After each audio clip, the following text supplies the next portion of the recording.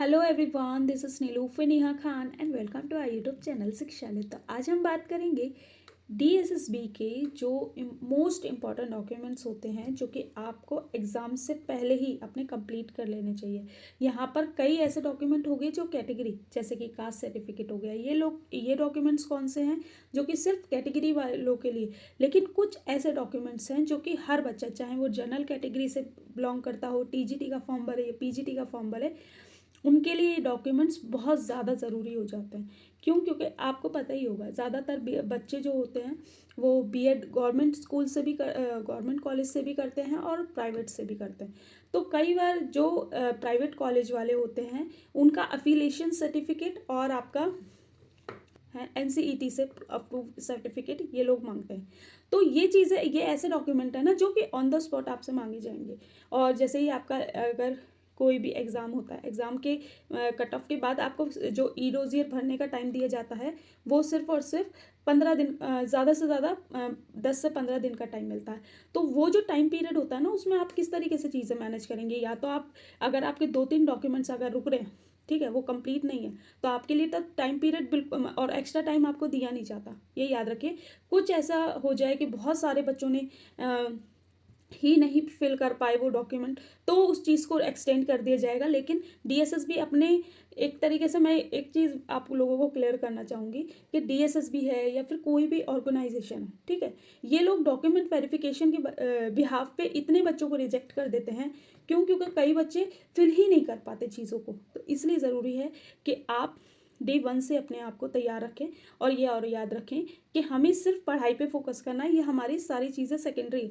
तो अगर सेकेंडरी चीज़ों को आप पहले ही पूरा करके रखेंगे तो आपके लिए ये बेटर होगा, ठीक है। क्योंकि अगर आपको कोई सर्टिफिकेट कंप्लीट नहीं है तो क्या होगा कि आपको हेडेक रहेगा। हेडेक रहने की वजह से आप पढ़ाई नहीं सही से कर पाएंगे। तो ये चीज़ों से बिल्कुल अपने माइंड को है ना डिस्ट्रैक्शन नहीं देना है, ठीक है। तो होप सो ये आपके लिए काफ़ी यूज़फुल रही। और अगर कुछ रह जाएगा तो आप प्लीज़ कमेंट बॉक्स में कमेंट करना। मैं कोशिश करूँगी कि आपके सारे कमेंट्स का रिप्लाई कर सकूँ। देखिए, सबसे पहले अगर हम बात करें तो ई डोजियर में है ना, ये 13-14 डॉक्यूमेंट्स मांगते हैं, ठीक है। ये पोस्ट पे भी डिपेंड करता है, एक आध आगे पीछे हो जाए डॉक्यूमेंट तो वो पोस्ट पे भी डिपेंड करता है आपकी। सबसे पहले अगर हम बात करें तो यहाँ पर कास्ट सर्टिफिकेट मांगा जाता है, ठीक है। Caste certificate candidate who have applied under SC ST OBC, ठीक है। तो एससी एसटी जो कैटेगरी होती हैं इनका तो सेंट्रल का चाहिए होता है, लेकिन जो ओबीसी कैंडिडेट हैं, ठीक है, उनका जो कास्ट सर्टिफिकेट है वो सिर्फ और सिर्फ दिल्ली का ही मान्य होगा। अगर कोई बच्चा अदर स्टेट से बिलोंग करता है और वो ओबीसी कैंडिडेट है, ठीक है, तो उसका कास्ट सर्टिफिकेट दिल्ली में मान्य नहीं होगा। ये याद रखिए, ठीक है। आपको नोटिफिकेशन में भी ये चीज़ें देखने को मिलती हैं कि ओबीसी सिर्फ और सिर्फ दिल्ली के ही काउंट होंगे, वरना एससी एसटी और जो कैटेगरी वाइज होते हैं उन्हें औरों को तो मान्यता मिल जाती है, लेकिन ओबीसी सिर्फ और सिर्फ दिल्ली के ही काउंट होंगे। ये याद रखिए। तो उनके पास दिल्ली का सर्टिफिकेट होना चाहिए। एक और चीज़ मैं ओबीसी वालों को लिए बताना चाहूँगी कि यहाँ पर वो बच्चे यहाँ डॉक्यूमेंट वेरिफिकेशन में रिजेक्ट कर दिए जाएंगे जो कि फॉर्म तो जनरल से भरेंगे लेकिन सीटेट में मार्क्स उनके ओबीसी के अकॉर्डिंग होंगे, ठीक है। तो ये चीज़ याद रखिए। अगर आप फॉर्म जनरल कैटेगरी से, यानी कि कोई अदर स्टेट का बच्चा जो ओबीसी है वो यहाँ पर जनरल कैटेगरी से फॉर्म भरता है और उसके मार्क्स 82, 85 या 89 भी हैं, तो वो यहाँ पर रिजेक्ट कर दिया जाएगा, क्योंकि सीटेट में आपके 90 मार्क्स पे ही क्वालिफाइड माना जाता है सीटेट, ठीक है। ये याद रखिए। तो इस चीज़ को मैं ज़्यादा इसलिए एक्सप्लेन करती हूँ क्योंकि कई बच्चे यहाँ से जब वापस जाते हैं ना, तो बहुत मतलब बच्चों के लिए बहुत एक परेशानी वाली बात हो जाती है वो। इसके बाद अगर हम बात करें आपका, देखिए, non creamy layer certificate for OBC, ठीक है, नॉन क्रीमी लेयर का सर्टिफिकेट होना चाहिए ओबीसी कैंडिडेट्स के लिए यहाँ पर। और अगर कोई बच्चा है जो कि बाहर से है और यहाँ अप्लाई करना चाहता है, ठीक है, तो उसके फादर का भी सर्टिफिकेट यहाँ पर दिखाना पड़ेगा, ठीक है। एक चीज़ ये। इसके बाद अगर बात करें, कोई फिजिकल हैंडीकैप है बच्चा जो कि पर्सन विद डिसेबिलिटी, तो उन्हें भी अपने जो भी अथॉरिटी है उनसे अपने जो सर्टिफिकेट हैं वो प्रॉपर रखने पड़ेंगे। ये याद रखिए। इसके बाद अगर हम बात करें कि स्पोर्ट्स कोटा, इसमें भी आपके बहुत जो भी आपके सर्टिफिकेट चाहिए होंगे वो चाहिए। और अगर कोई बच्चा है जो गवर्नमेंट सर्वेंट है, ठीक है, तो उसे उसके भी जो जो सर्टिफिकेट चाहिए वो भी। लेकिन 2-3 चीज़ें मैं आप लोगों को साथ बताना चाहूँगी। जैसे यहाँ पर आप देखिए, यहाँ पर आप देखिए ये एक्स सर्विसमैन, ठीक है, तो आपका यहाँ पर showing time period of service and reason for discharge, ठीक है, यहाँ पर आप अपना टाइम पीरियड दिखाइए और डिस्चार्ज के जो आपका रीज़न क्या था, ठीक है, वो बताइए।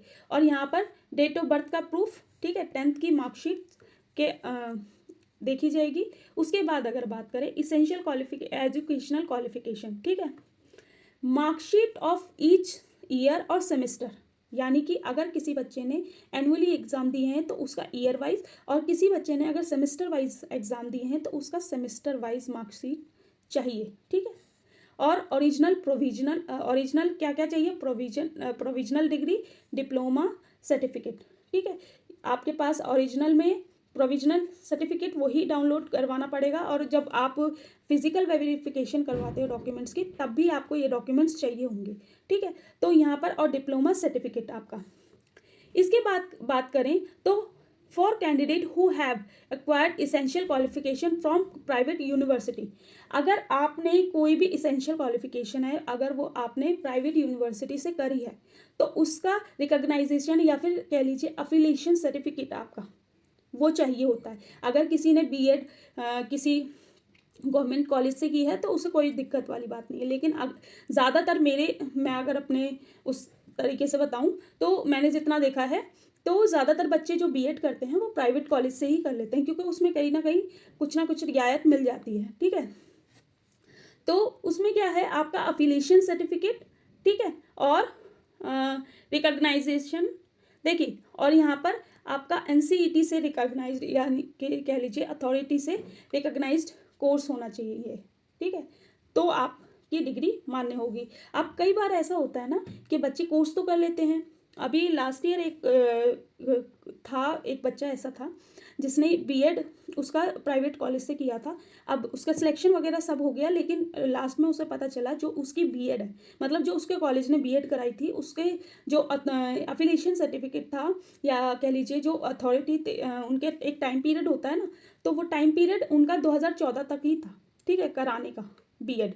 लेकिन क्या हुआ वो बच्चे ने 2016 में अपनी बीएड कंप्लीट करी तो वो अमान्य हो गया, ठीक है। तो ये चीज़ याद रखिए कि अगर आपने किसी भी प्राइवेट इंस्टीट्यूशन से बीएड करी है तो उसका एप्लीकेशन सर्टिफिकेट और वो रिकॉग्नाइज्ड है या नहीं ये याद रखिए, ठीक है। और इसके बाद अगर बात करें copy of admit card showing signature of candidate, देखिए ये याद रखिए कि जब भी आपका जो फॉर्म फिलअप करेंगे, फॉर्म फिलअप करके उसकी एक पीडीएफ बना के अपने पास रख लीजिएगा, ठीक है।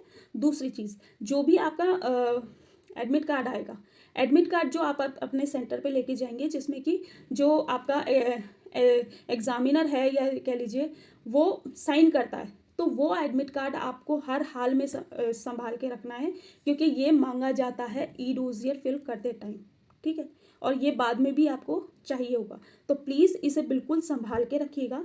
मैं आप लोगों से रिक्वेस्ट कर, और ये बताने का, ये सारी चीज़ें बताने का पर्पज़ सिर्फ इतना है कि आप पहले से ही चीज़ों को लेकर अवेयर रहें, ठीक है। और आधार नंबर रिक्वायर्ड है, और बाकी सारी चीज़ें आपको पता ही है। बाकी आपकी बीएड की मार्कशीट, आपकी सीटेट की मार्कशीट, ये सब चीज़ें ओरिजिनल ही आपकी चाहिए होंगी, ठीक है। होप सो मैंने आप लोगों के लिए काफ़ी कोशिश करी है कि कुछ अच्छा प्रोवाइड कर सकूं, लेकिन अगर कुछ रह गया होगा, कुछ मिस्टेक की होगी तो प्लीज़ आप कमेंट बॉक्स में कमेंट करना। मैं कोशिश करूँगी कि आपकी सारी चीज़ों को फुलफिल किया जा सके। और एक चीज़ आप लोगों से रिक्वेस्ट यही करना चाहूँगी कि प्लीज़ जब चैनल पे आते हैं तो चैनल को सब्सक्राइब भी ज़रूर किया करें और वीडियो को लाइक एंड शेयर ज़रूर किया करें, क्योंकि बहुत मेहनत लगती है ये सारी चीज़ें आप लोगों के लिए इकट्ठा करने में। तो प्लीज़ आप लोगों से रिक्वेस्ट है कि थोड़ा सा लाइक एंड शेयर किया करें, और जितना हो सके इन वीडियोज़ को शेयर किया करें, ठीक है। बस आप लोगों से यही एक रिक्वेस्ट रहती है, और वीडियो अच्छी लगी हो तो लाइक एंड शेयर करें। Thank you for watching.